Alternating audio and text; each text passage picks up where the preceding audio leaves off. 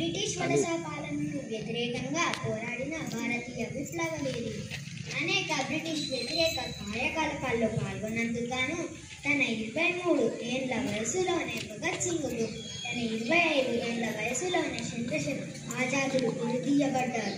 చిన్న వయసులోనే వీరు చూపిన ధైర్యం మరియు త్యాగం స్వాతంత్ర్యం కోసం పోరాడటానికి భారతీయ తరాలకు ప్రేరణగా నిలిచాయి. జోహార్ భగత్ సింగ్, జోహార్ చంద్రశేఖర్ ఆజాద్. నా పేరు తనుశ్రీ. నేను 5వ తరగతి చదువుతున్నాను.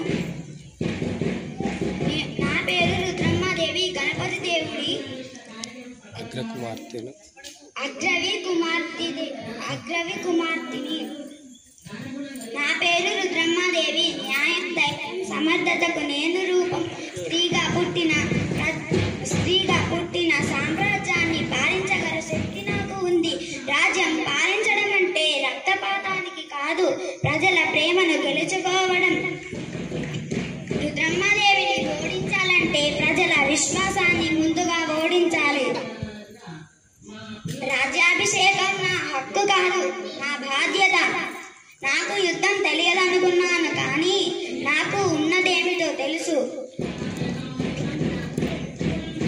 ప్రజల ప్రేమను. ప్రజలు బాధపడితే మహారాణి గుండె శాంతంగా ఉండదు. రక్తసిద్ధమైన ఖడ్గంతో గెలిచేది భయం మాత్రమే, ప్రేమతో గెలిచేది శాశ్వతం. స్త్రీలకు సాధ్యం కానిదేమీ లేదు. అవకాశం ఇచ్చినప్పుడే చూపుతాడు. నాకు ఈ అవకాశాన్ని ఇచ్చినందుకు ధన్యవాదాలు. 5వ తరగతి చదువుతున్నాను. ఈరోజు నేను ఝాన్సీ లక్ష్మీబాయి ఏక బయోగ్రఫీ చేయడానికి మీ ముందుకు వచ్చాను.